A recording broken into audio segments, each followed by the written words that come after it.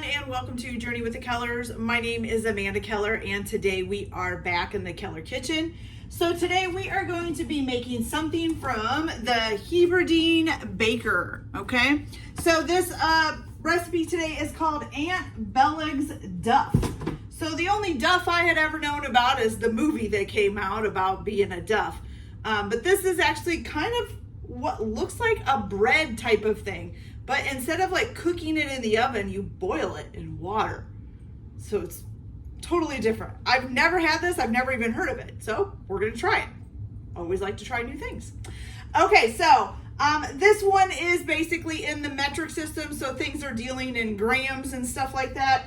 So I'm going to be using my scale to measure them out. It's just easier that way. If I can tell you about how many cups it is, I'll try to tell you, but that's not going to be a definite amount. So for this recipe, it might be better if you have a scale, a food scale at home that you can use to measure these out as well.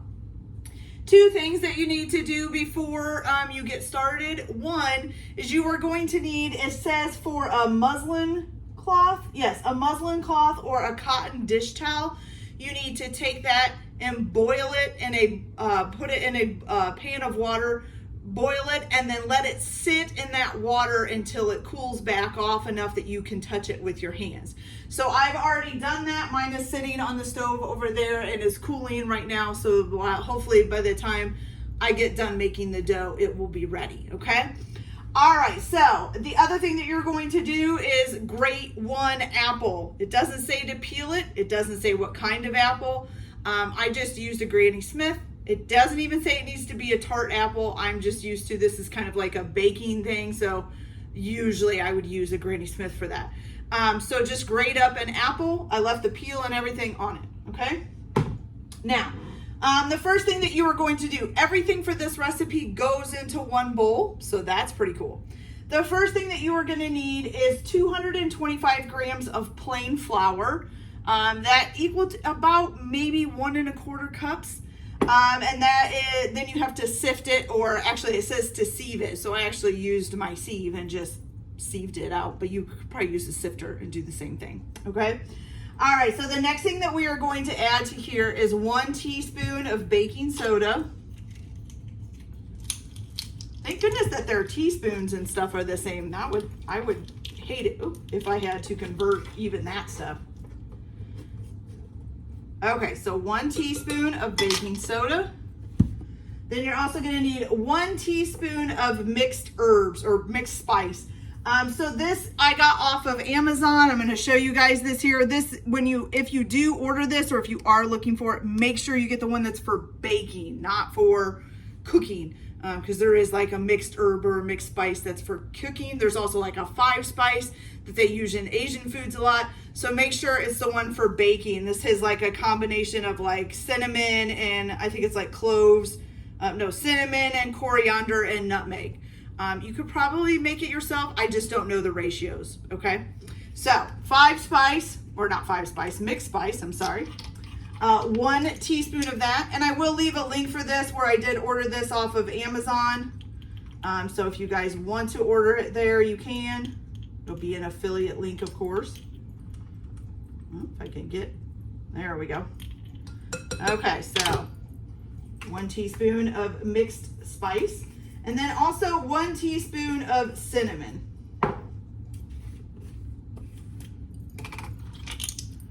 Okay. 1 teaspoon of cinnamon, okay? And then just a pinch of salt. I forgot my salt, hold on.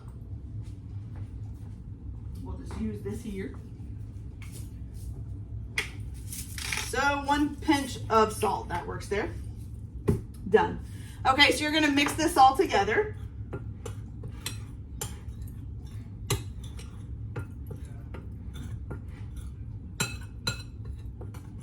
There we go. Okay, so this first part, it smells really cinnamony, you guys. Cinnamony. I don't even know if that's a word. That's okay. Okay, so you kind of get, basically it still looks like flour with maybe a tint of brown to it from the cinnamon and spices, okay? All right, so there's that.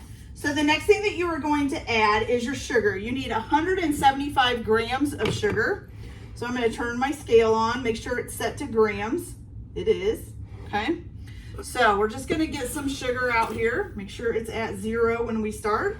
And we're just going to put a little bit in here at a time. We got to get up to 175. Right now we're at 84. No, keep going. Keep going.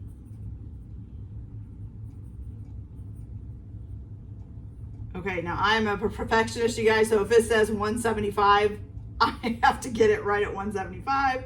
So I'm at 173,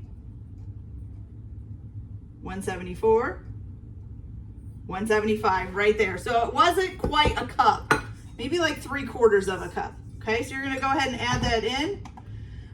Then you're going to need 100 grams of suet. So this is shredded beef suet. I got this off of Amazon as well, so I will also put a link to this, an affiliate link for you guys for this if you want to order it off of Amazon because you can't find it locally. All right, so now 100 grams is not going to be much. I think the whole box is 200 grams, and I had already used some of this. Oops, that's a big clump. I don't think we want that. There we go.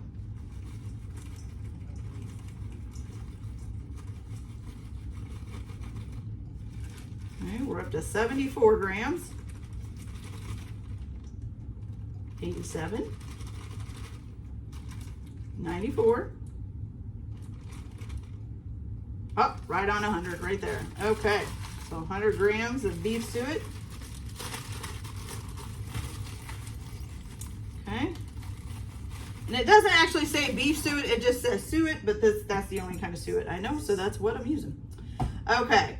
And I am turning off and turning on my scale between each one because if there's anything left in the bowl, it'll go back to 0. So I'm not, missing anything. Okay, so now we're gonna need 75 grams of currants. Now currants are kind of like a raisin, but they're just a little bit of a different, I think it's actually kind of a different fruit, but they're basically a raisin. But yeah, they look like this. They're a little bit yellowy looking, okay? So we need 75 grams of currants, I should say. Or no, this is, what am I saying currants for? This is sultanas, I'm sorry. So we need 100 grams of sultanas, my fault.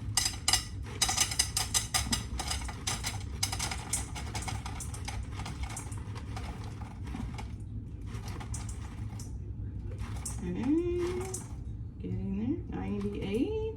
99, 100. Okay, so 100 grams of sultanas, not currants yet, and I'll be right back because I have to find my currants. Okay, guys, so I either didn't get currants or I don't know what happened to them, but anyways, we can substitute in dried cherries, so that's what I'm gonna do here, which may be of what I did in the first place. Maybe I couldn't find them and I just got cherries instead.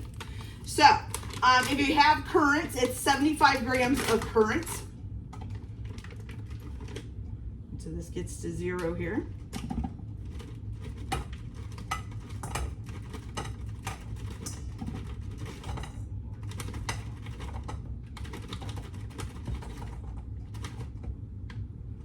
Okay, we're almost there. Oh, right there, 75. Okay. So 75 grams of dried currants. And then you're also going to need 75 grams of raisins as well. Okay, so these are going to be sticking together because that's what raisins do.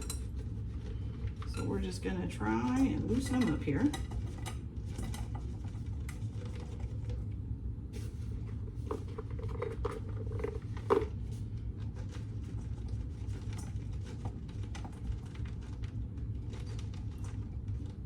Right there, 75 grams of raisins. Okay, so there's all of that.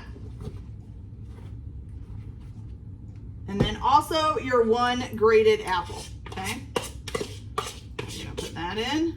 And we're gonna mix this all together.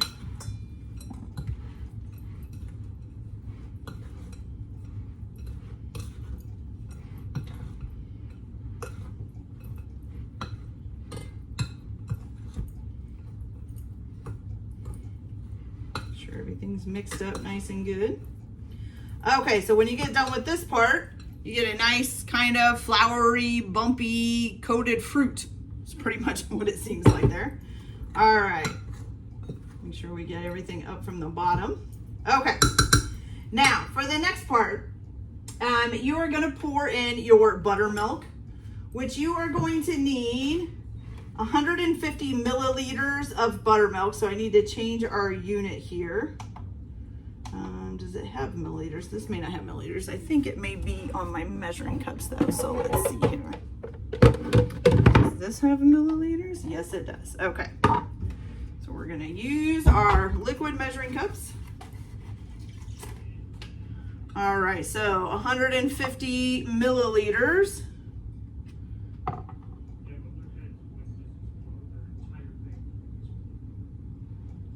Is right here, right there. It's almost 3/4 of a cup of buttermilk, okay? Just a little bit under, okay? So we've got that. You're also gonna need 1 egg beaten.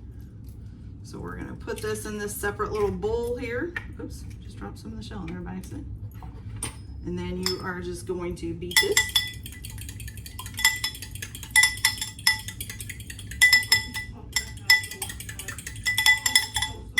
Add that in there.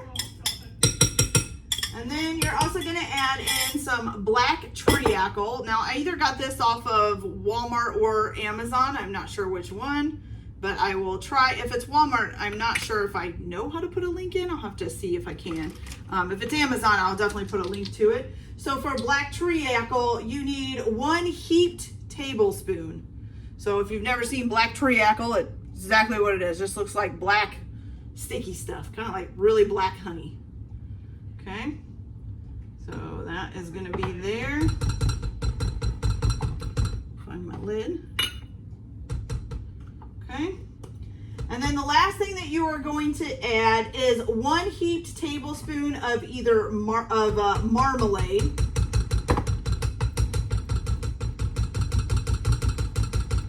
And I am using orange marmalade because that's what they suggest using on here, but I'm guessing you could use another if you want. Trying to get all this treacle out of here. There's no way I'm using that spoon to measure out the marmalade, so let me wash my hands here real quick and I'll go get another one.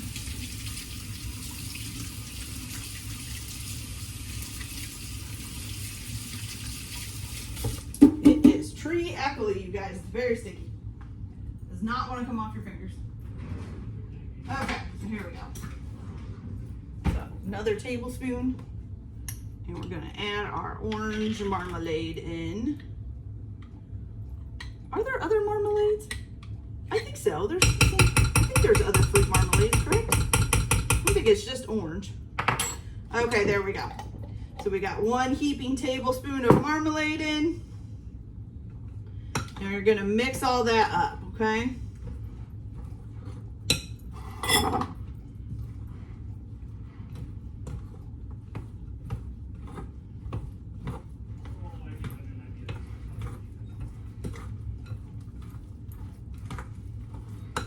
Make sure you get that treacle mixed in because it kind of wants to stay in a heap there. It doesn't want to mix in with the other stuff. It wants to stay right where it's at. Make sure you get that nice and mixed in.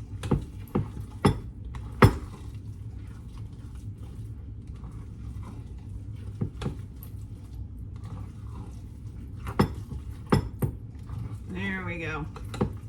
Oh, seeing a little bit of treacle in a spot right here. That out of there. Okay, you guys. So now you kind of got what looks kind of like a bread batter or a pancake batter or waffle batter with a bunch of lumps in it from all the stuff, okay?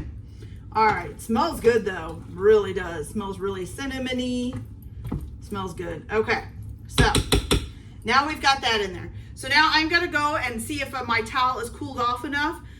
Once your towel is cooled off enough, you're gonna pull it out of the pan and wring it out, okay? And then you're gonna bring it over to your counter. So I'm gonna go check and see if that's ready, and if it is, I'll come back and show you guys the next steps. So I'll be right back. Okay, you guys, so our towel is nice and ready. It's nice and warm. I got it out of the water and I wring it out. Okay, you're gonna lay it out on your counter here, and you're just gonna sprinkle it liberally with flour.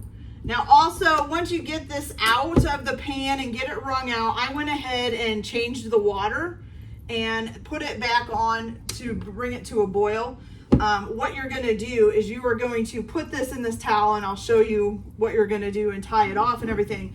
But then you are going to put it in a pan, and it says to take a saucer and put it upside down. I don't have a saucer, I don't use saucers. So I'm going to use this glass bowl, put it upside down in there, and then the Duff will sit on top of this. You have to make sure that you have enough water to, of course, cover the Duff up even when it's sitting on top of that. So make sure it's a pretty good sized pan, okay? All right, so once you get your towel liberally coated in flour, you're gonna go ahead and put this batter right in the middle of it, okay?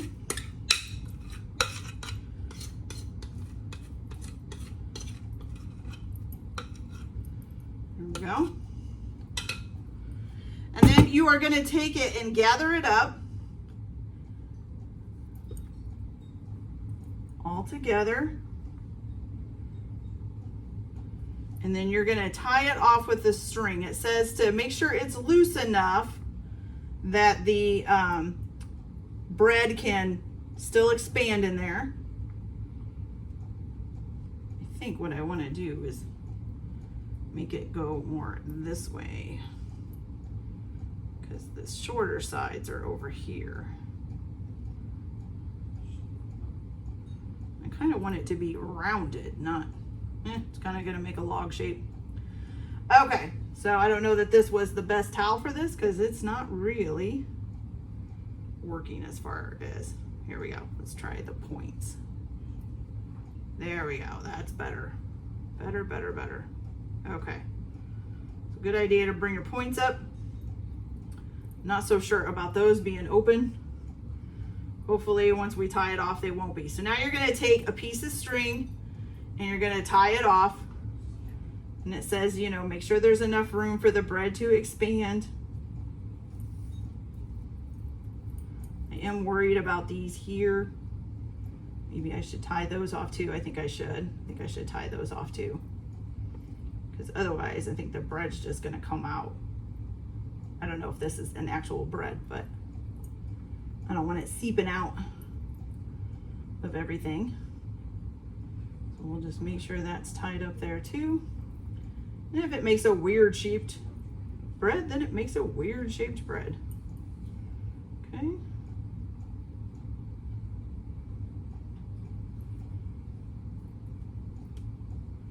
It's so hard to tie this off, you guys, and try to keep everything up in there.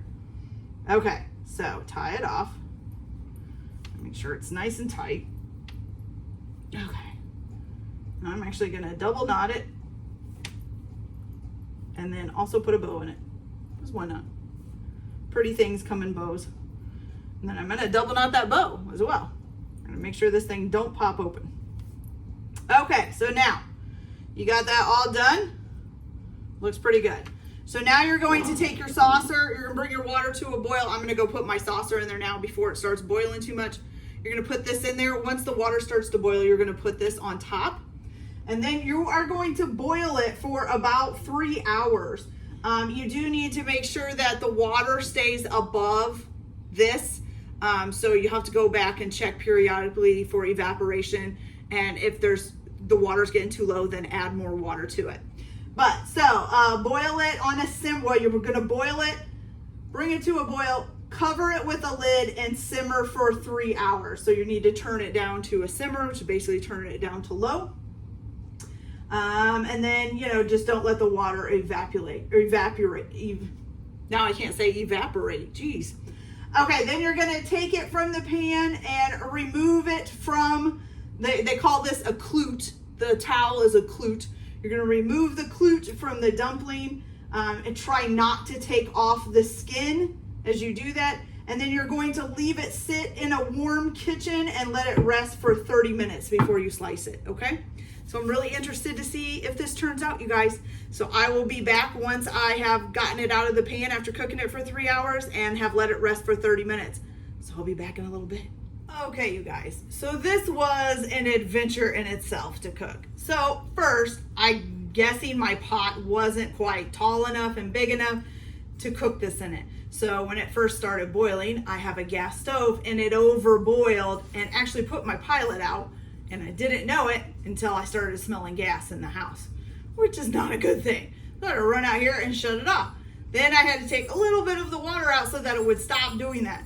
So once I got it going again, I got distracted. 3 hours is a long time to remember that something is going. I mean, I set a timer, but I probably should have set a timer to go check on it as well, but I didn't.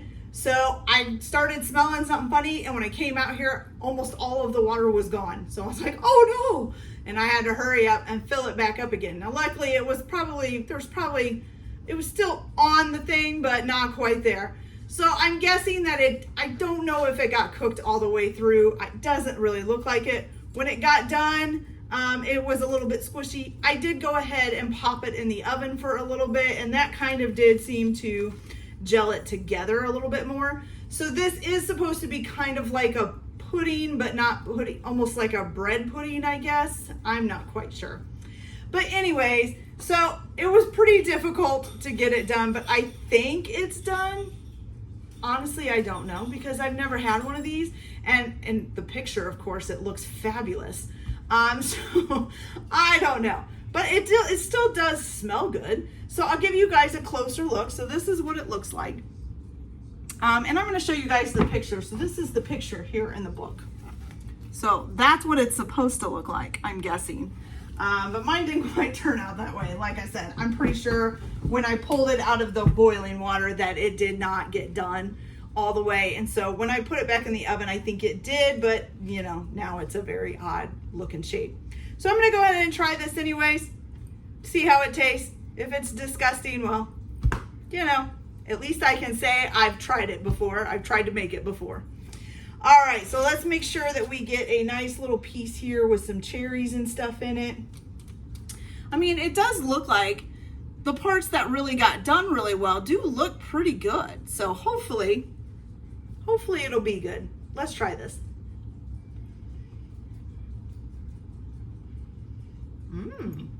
That's actually really good, you guys. Okay. That's actually pretty good. I really like it. And it does taste done, so that's good. So I don't know. Maybe it's I'm pretty sure it was not done when I pulled it out of the boiling water. So I think maybe putting it in the oven may have finished it off. So if you decide to try to make this, please make sure, one, you use a bigger enough pot, and that's not going to boil over all of its water and all of that. And that you keep an eye on that water level, because that probably is part of the reason why it didn't quite finish in the time that I had, or in the time that I cooked it. All right, you guys, so that's it for this video. I wouldn't call it a fail, but I wouldn't call it a success, kind of in between there. I hope you guys liked it. Like and subscribe if you like, or don't if you don't. Everyone have a good day. Enjoy your cooking. Keep your kitchen messy, and we'll see you later. Bye.